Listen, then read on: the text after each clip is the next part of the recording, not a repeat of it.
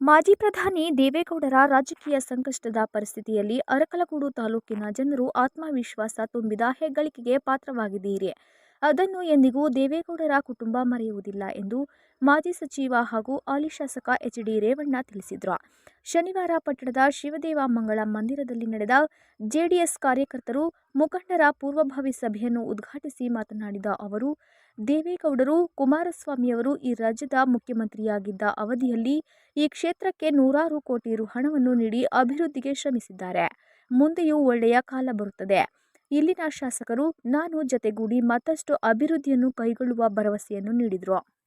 ಇವತ್ತು ಏನು 24ನೇ ತಾರೀಕು ಹಾಸನದಲ್ಲಿ ಒಂದು ದೊಡ್ಡದು ಕುಮಾರನ ಸೇನೆ ಇವತ್ತು ಈ ಜಿಲ್ಲೆಯಲ್ಲಿ ಆಗಿರಬಾರ್ದು, ಮುಂದೆ ಆಗಬಾರ್ದು ಅಂತ ಸಭೆ ಮಾಡಬೇಕು ಅಂತ ನಾವು ನಿರ್ಣಯ ಮಾಡಿದ್ದೀವಿ. ಯಾವ ಉದ್ದೇಶಕ್ಕೆ ಸಭೆ ಮಾಡ್ತಾ ಇದ್ದೀವಿ ಅಂದರೆ, ಈ ಸರ್ಕಾರದಿಂದ 2 ವರ್ಷದಿಂದ ಯಾವುದೇ ನಮ್ಮ ರೈತರಾಗಲಿ ಜನಸಾಮಾನ್ಯರ ಕೆಲಸ ಆಗಲಿ ಯಾವುದೂ ಆಗ್ತಾ ಇಲ್ಲ. ಇವತ್ತೇನಾಗಿದೆ, ಒಂದು ಇಲಾಖೆ ಹೋದರೆ ಇಂಧನ ಇಲಾಖೆ ನಾವು 5,000 ರೂಪಾಯಿ ಡಿಸಿ ಕೊಡಿವು.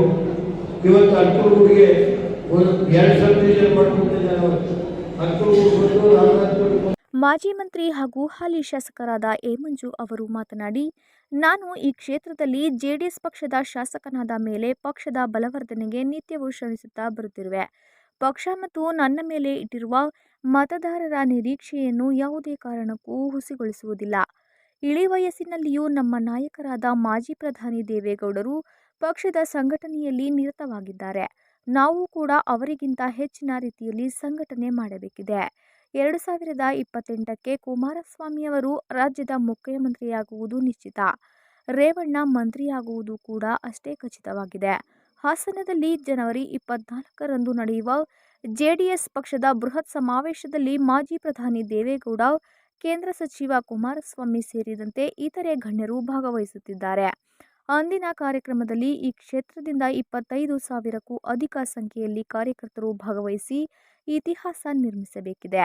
ಮುಂಬರುವ ಸ್ಥಳೀಯ ಸಂಸ್ಥೆ ಚುನಾವಣೆಯಲ್ಲಿ ಜೆಡಿಎಸ್ ಪಕ್ಷ ದೊಡ್ಡ ಮಟ್ಟದಲ್ಲಿ ಸಾಧನೆ ಮಾಡಬೇಕಿದೆ. ಇದು ಮುಂದಿನ ಚುನಾವಣೆಗೆ ಬಲ ನೀಡಲಿದೆ ಎಂದರು. ವೇದಿಕೆಯಲ್ಲಿ ಜೆಡಿಎಸ್ ಮುಖಂಡರಾದ ನರಸೇಗೌಡ, ಡಾ. ಮೋಹನ್, ರಾಜೇಗೌಡ, ಮುದ್ದನಹಳ್ಳಿ ರಮೇಶ್, ಹೊನ್ನವಳ್ಳಿ ಸತೀಶ್ ಮುಂತಾದವರು ಉಪಸ್ಥಿತರಿದ್ದರು. ಅದರ ಪ್ರಯುಕ್ತ ನಾವು ಜಿಲ್ಲಾದ್ಯಂತ ಈ ಸಮಾರಂಭವನ್ನು ರೇವಣ್ಣವರ ನೇತೃತ್ವದಲ್ಲಿ ಎಲ್ಲ ಕಡೆಯೂ ಮಾಡ್ಕೊಂಡು ಬರ್ತಾ ಇದ್ದೀವಿ. ಕುಮಾರಸ್ವಾಮಿ ಅವರು ಕೂಡ ಮೊದಲನೇದಾಗಿ ನಮ್ಮ ಜಿಲ್ಲೆಗೆ ಮಂತ್ರಿಯಾಗಿ ಬರ್ತಾ ಇರ್ತಕ್ಕಂಥದ್ದು.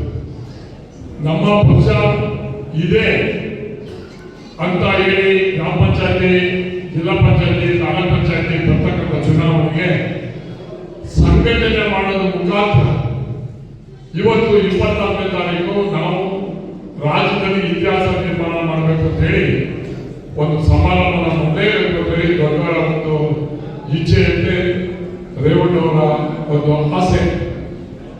ನಾವು ಕುಮಾರಣ್ಣವರ ಜಿಲ್ಲೆಗೆ ಮೊದಲನೇದಾಗಿ ಬರ್ತಾ ಇದ್ದಾರೆ ಕರೆದು ಮಾಡಬೇಕು ಅಂತ ಹೇಳಿ ಹಾಸನದಲ್ಲೂ ಕೂಡ ಪೂರ್ವಭಾವಿ ಸಭೆಯನ್ನ ರೇವಣ್ಣ ನೇತೃತ್ವದಲ್ಲಿ ನಾವು ಮಾಡಿದ್ದು.